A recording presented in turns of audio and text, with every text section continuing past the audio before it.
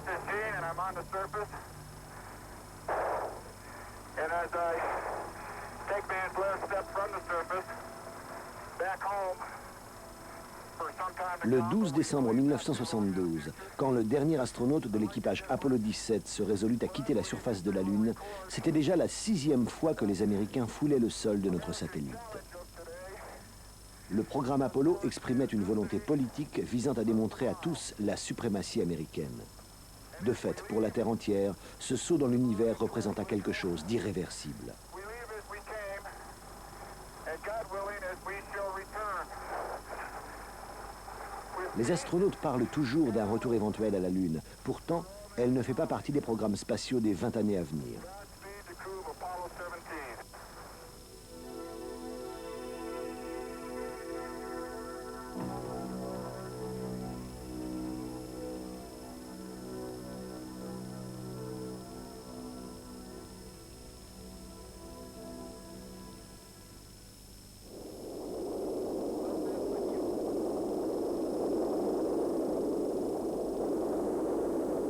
En 1981, quand les États-Unis lancèrent leur première navette spatiale, Space Shuttle en américain, on pensa que la crise dans le domaine aérospatial, le programme Apollo était alors terminé, allait être surmontée. Après les expéditions spectaculaires sur la Lune, en effet, le budget de la NASA avait été réduit quasiment des 2/3 et on licencia massivement. La situation dura ainsi environ une dizaine d'années. C'est le projet Shuttle qui relança l'idée de faire voyager l'homme dans l'espace, jusqu'au désastre de Challenger en 1986. 24 missions ont cependant été menées à terme. En moyenne, les astronautes restaient 7 jours en orbite, à une cote de 240 km. Les expériences se pratiquaient en l'absence totale de gravité, voire à l'extérieur de la cabine. Les premières promenades dans le vide.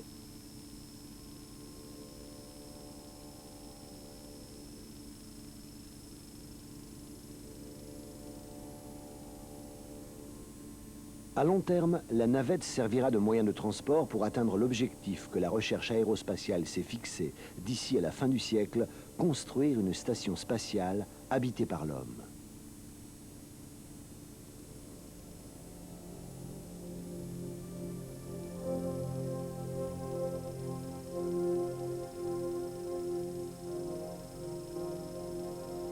Ce projet, que les États-Unis entendaient lancer en 1996, mais qui connaît aujourd'hui bien des difficultés à se concrétiser, avait déjà été envisagé par l'Union soviétique il y a 25 ans.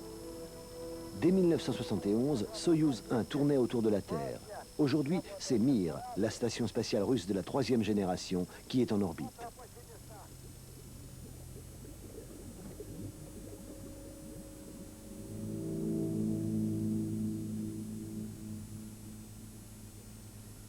En plongeant dans l'espace, l'homme quitte son milieu naturel, tout comme ces poissons qui gagnèrent la Terre il y a des millions d'années.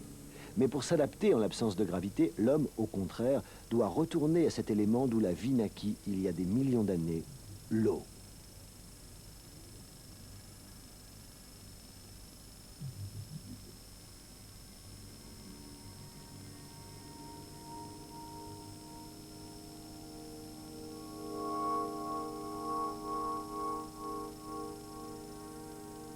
Ces astronautes réalisent dans l'espace ce qu'ils ont déjà expérimenté dans l'eau. Ils installent une grille métallique qui servira à la future station.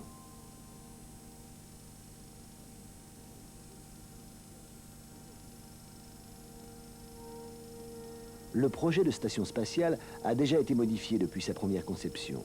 Les dimensions et le poids n'ayant plus beaucoup d'importance en l'absence de gravité, ses auteurs se sont concentrés uniquement sur les fonctions essentielles et les objectifs finaux. Cependant, il faut tenir compte du fait qu'aucune partie de la construction ne peut être plus grande ou plus lourde que la capacité utile de charge du vaisseau spatial transporteur. Celui-ci amènera les premiers éléments en place aux alentours de la fin des années 90. Ce sont les zones d'habitation qui posent le plus gros problème d'arrimage. En effet, dans l'eau comme dans l'espace, les formes rondes conviennent mieux, car elles résistent davantage à la pression. Or, elles génèrent des espaces vides inutiles. Écoutons le point de vue de l'architecte de la station, Manor Dalton.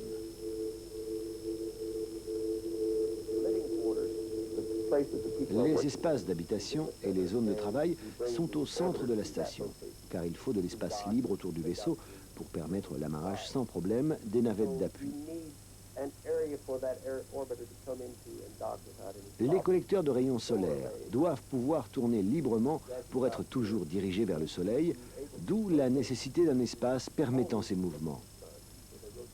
En outre, il ne faut pas que ces collecteurs soient à l'ombre, d'où leur disposition à une certaine distance de la station. Le laboratoire d'observation spatiale est prévu dans la partie supérieure, qui sera cependant la dernière à être projetée.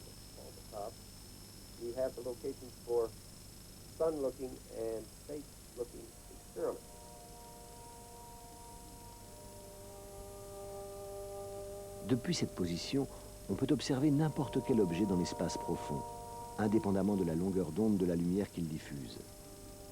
Du fait de l'effet filtrant de l'atmosphère qui élimine certaines longueurs d'onde, on ne peut pas procéder de la Terre à des observations de ce type.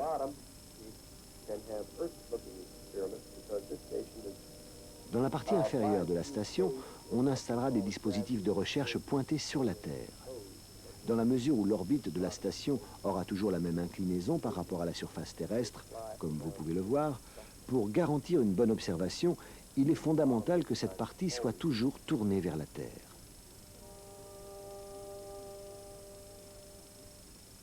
Le télescope spatial de Hubble est en fait le plus beau cadeau qui ait pu être fait aux astronomes par l'astronautique. Mais la technocratie un peu délirante de la NASA a fait qu'il a été mal aligné au point de vue optique et que pendant des années, il n'a rien donné de valable. Fort heureusement, la navette américaine a récemment envoyé une équipe de 4 astronautes qui ont pu faire des sorties, aller réparer l'appareil sur place, et maintenant il y a des résultats extraordinaires qui commencent à sortir. Détection de systèmes solaires éventuels, détection de trous noirs dans les galaxies, etc. Et ces opérations astronautiques sont de bon augure pour le développement futur de la station orbitale internationale. Parmi ces différents objectifs, la NASA compte également l'étude de notre planète. La plupart des savants estiment en effet que les écosystèmes terrestres ne pourront être compris dans toute leur complexité que si un vaste programme d'observation d'un point extraterrestre est lancé. Ainsi, pourrons-nous peut-être faire des prévisions plus dignes de considération sur l'avenir de notre planète. Ces observations à partir de l'espace pourraient également permettre une solution rapide à une série de problèmes tels que ceux liés au climat, au contrôle des armements, à la prévision et à l'analyse a posteriori des catastrophes naturelles. C'est grâce à un satellite d'observation que le premier signal du désastre de Tchernobyl nous est parvenu.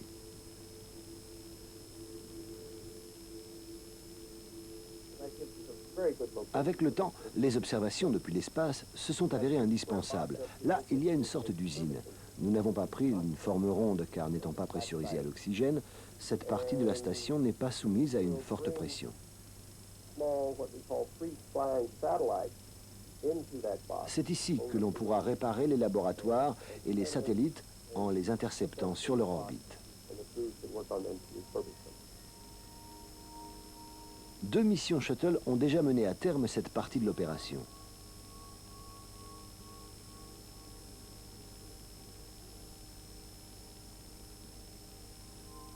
Voici l'astronaute Joe Allen, en train de s'approcher du satellite Palapa, qui sera ensuite transporté dans la soute du shuttle.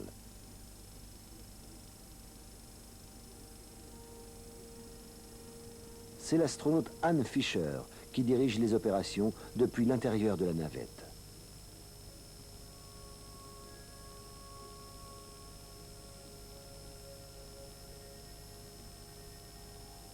L'entretien de la plateforme fera bien sûr également partie des nombreux stages de l'équipage de la station spatiale.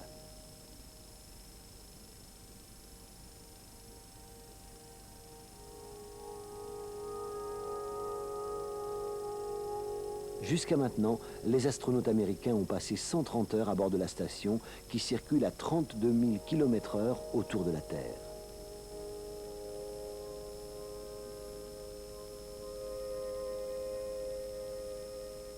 Quand le voyage vers une station spatiale sera devenu un jeu d'enfant pour les générations futures, ces images seront très familières. Là-haut, il y a toujours à faire.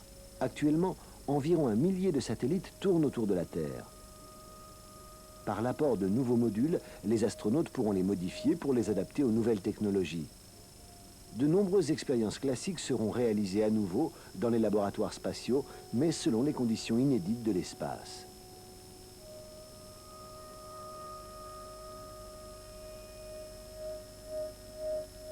Là, le satellite réparé par l'astronaute Allen va être remis en orbite. La station à terre est en mesure de diriger son bon positionnement par radio. Les astronautes vont-ils devenir des mécaniciens hautement spécialisés?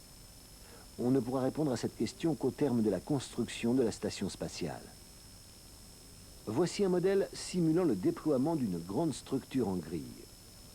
Si le système automatique d'autodéploiement ne fonctionnait pas, ce serait encore une fois à l'homme d'intervenir.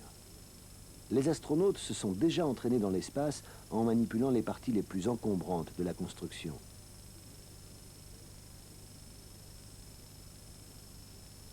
Le programme Shuttle peut être considéré comme une répétition générale de la réalisation de la future station spatiale. Une douzaine de lancements devraient achever le transport de tous les éléments de la station au cours des années 90. Il faudra ensuite monter tous ces éléments, et ce, en l'absence totale de gravité.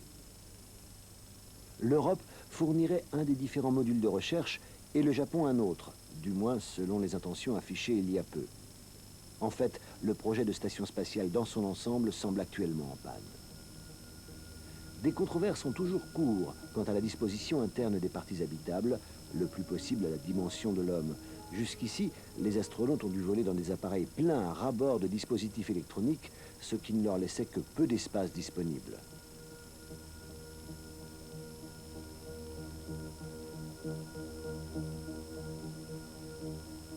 En outre, les conséquences de l'absence de gravité, au début plutôt amusantes, peuvent à la longue poser des problèmes psychiques et physiologiques. Et les agences pour la recherche spatiale ne peuvent certainement pas courir le risque d'avoir des astronautes déprimés. Les missions Skylab ont démontré la grande utilité des recherches scientifiques dans l'espace. Dans un futur proche, on y investira des milliards pour le développement de nouveaux médicaments et de nouveaux composants destinés à l'industrie informatique. Pour l'instant, par exemple, les savants cherchent des réponses à des problèmes de ce type. Comment les plantes poussent-elles en l'absence de gravité quand il n'y a que du vide autour? Voici une expérience sur des bourgeons de blé. En l'absence de gravité, comment réagissent les lymphocytes et le système immunitaire de l'homme? Comment s'associent les liquides dans l'espace s'il n'y a pas de poussée hydrostatique ni de sédimentation? Grâce à la microgravitation, des processus chimico-physiques impensables sur la Terre sont désormais envisageables. Peut-être pourra-t-on ainsi produire de nouveaux alliages ou cultiver des cristaux précieux pour l'industrie électronique.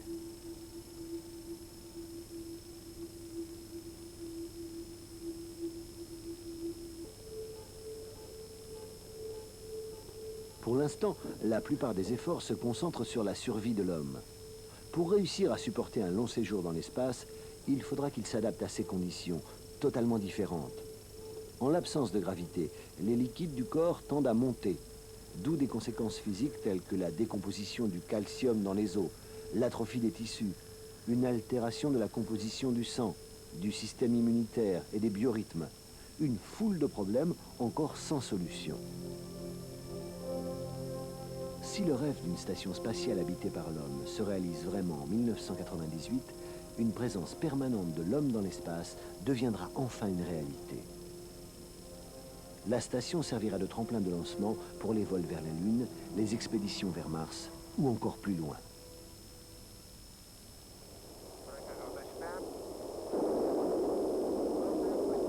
Départ d'une fusée Proton de la base spatiale russe de Baïkono.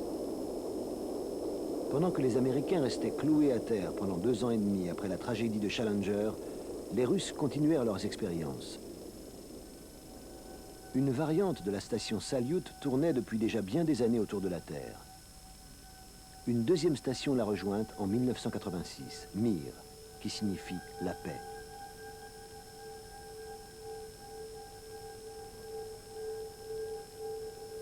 Les deux stations se composent de 3 modules encastrés, pesant en tout 21 tonnes.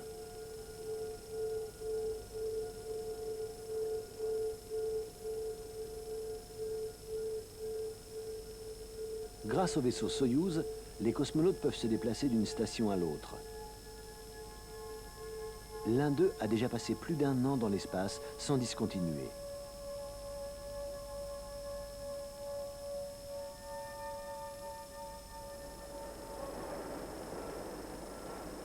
Bloc de base de Mir en phase de montage. 6 astronautes peuvent l'occuper. Nouveauté.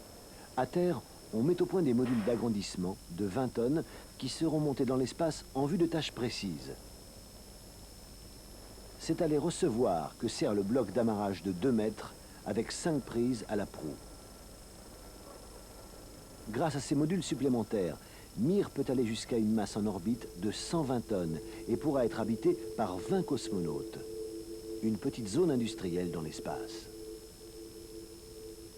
Les nouveaux modules seront regroupés en croix dans la partie antérieure, alors que la poupe restera libre pour l'amarrage des vaisseaux de soutien.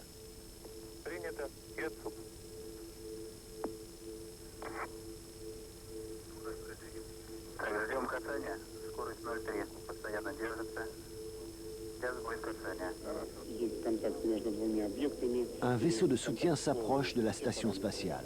Les manœuvres commencent aussitôt. À terre, la tension est évidente. La station spatiale tourne à 350 km et à une vitesse de 28 000 km/h. Désormais, pour les Russes, l'amarrage est une opération de routine.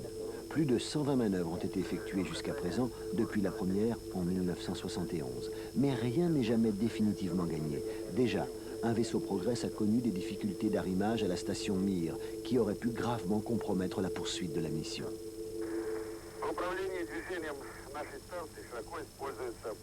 Pour l'équipage de la station, la fermeture de la chambre de décompression est un moment d'intense émotion.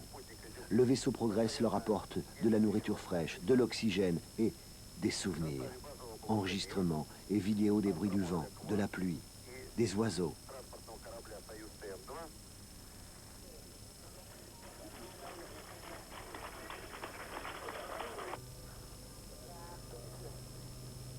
Les objets apportés de la Terre rappellent le foyer et permettent de mieux supporter la monotonie du séjour.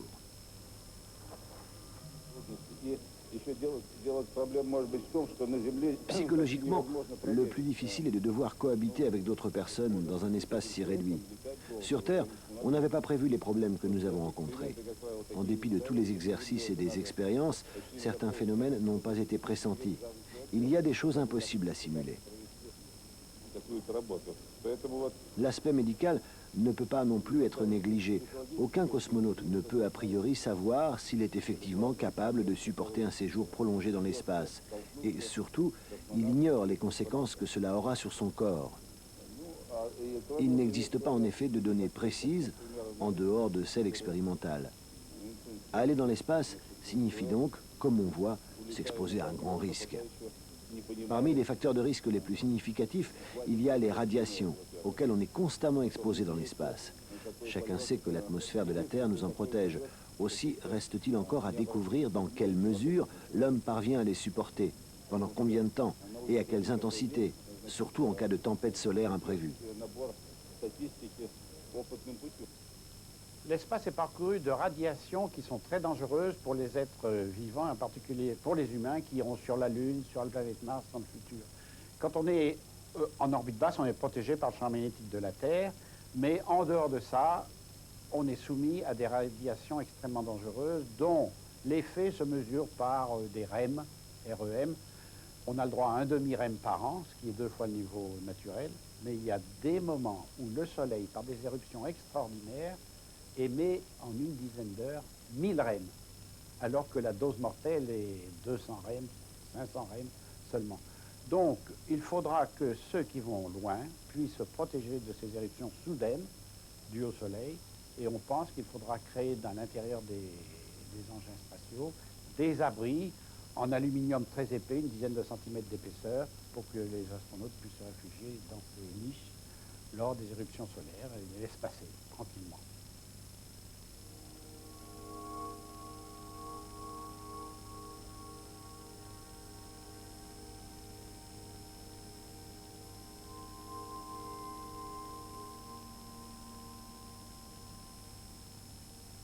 Voici un centre d'entraînement des cosmonautes russes.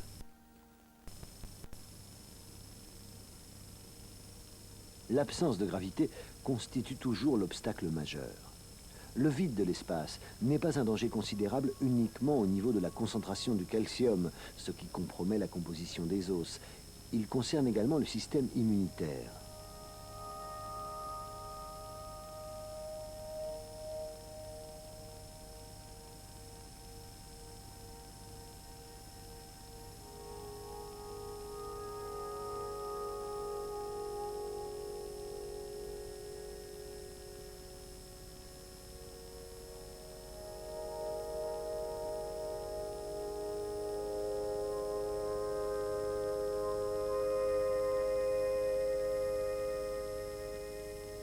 Toutefois, les experts sont confiants. À la longue, l'homme s'adaptera à la vie dans l'espace. Fort de cette conviction, les Russes ont poursuivi imperturbablement leur politique spatiale, obtenant ainsi des résultats importants. Pour eux, une centaine de lancements par an a toujours été une routine. Les autres nations ont dès lors commencé à demander l'autorisation d'utiliser la station spatiale russe. La Russie avait inscrit à son programme le lancement en orbite de centrales électriques en mesure de capturer l'énergie solaire et de l'envoyer sur la Terre sans perte due à la traversée de l'atmosphère. Après les bouleversements politiques du début des années 90, l'industrialisation de l'espace pourra-t-elle continuer à faire partie des programmes russes? Mais au-delà de la technique et de l'exploit, y a-t-il autre chose dans l'infinité de l'espace? Qu'arrive-t-il à l'homme lorsqu'il se lance pour la première fois parmi les étoiles? Qu'a donc éprouvé l'astronaute qui a foulé le sol de la Lune pour la première fois à 385 000 km de sa planète natale? The realization of being in space, being physically separate from all of La sensation d'être dans l'espace, d'être physiquement séparé de la Terre et de ses habitants, de se trouver aussi loin de toute humanité est absolument indescriptible. It forced me to realize not only that I was on a frontier, but that I was Pour moi, somehow cela a voulu dire faire un pas dans l'histoire, marquer le début d'une ère nouvelle, une ère où l'humanité conquerrait l'univers. reaching outward into the universe, which humankind has now. Malgré la grande crise économique que subit la cosmonautique ex-soviétique, la Russie pense pouvoir collaborer de façon efficace avec la construction de la station orbitale internationale. Alors, 4 étapes. Premièrement, pendant 4 ans, des vols communs d'astronautes soviétiques, d'astronautes américains sur la station Mir. Ensuite, envoi par le lanceur Soyouz de carburant sur une orbite, l'orbite future de la station orbitale. Ensuite, l'envoi de 31 navettes spatiales pour emmener les divers éléments de la station orbitale, dont 5 vols de Ariane, la fusée européenne. Et ensuite, l'installation de la station complète et sa remontée de 100 km en altitude grâce au carburant amené par les Russes au début pour établir en définitive la station dans les années un peu plus que 2000. L'homme dans l'espace, une utopie devenue réalité. Mais l'humanité est-elle prête à faire ce pas? Pouvons-nous vraiment assumer ainsi la responsabilité de l'espace où d'autres planètes tournent comme la nôtre? Dans l'espace, il apparaît aussitôt avec évidence à quel point le rapport qui unit les hommes est étroit et combien le lien entre tous les êtres vivants sur la Terre est fort. Pourtant, du fait de notre aveuglement, nous n'arrêtons pas de creuser des différences inexistantes. Voilà pourquoi nos vies sont marquées par la rivalité, la haine et la violence. De là-haut, on constate aussitôt que nous ne sommes pas uniquement les habitants d'une même planète, mais qu'il nous faut essayer de survivre ensemble. On sait bien que toute initiative nouvelle de l'homme se répercute sur la planète et peut provoquer des bouleversements dramatiques. Nous sommes les seuls responsables de l'avenir de la vie sur Terre. La vision spatiale d'une Terre malade devrait faire réfléchir chacun. Les images prises de haut sont claires. Même la NASA l'a reconnu officiellement en mettant sur pied un projet nouveau, Mission Terre. Il s'agit d'un programme concernant spécifiquement la Terre. Son nom, Mission Earth, Mission Terre, ne devrait laisser aucun doute. C'est une initiative à grande échelle, concentrée sur les principaux problèmes d'environnement, dans l'espoir de les résoudre de l'extérieur, c'est-à-dire depuis l'espace. Si la Terre était un grand vaisseau spatial, et s'il fallait le réparer, gérer ou corriger ses équipements de contrôle ou sa structure mécanique, il me faudrait obligatoirement m'en éloigner pour mieux l'évaluer, pour la considérer dans sa totalité et en avoir une vision générale. Le programme Mission Earth prévoit la collaboration de tous les pays, en particulier l'utilisation de leurs satellites et de leurs plateformes sans équipage en orbite autour de la Terre. Il prévoit aussi des stations spatiales. Le but est de faire avancer le problème Terre par de nouvelles observations, la collecte de données, des études sur le climat, le bilan hydrique terrestre, les zones arides, telles le Sahara et le Sahel, la recherche de nouvelles réserves en eau, etc.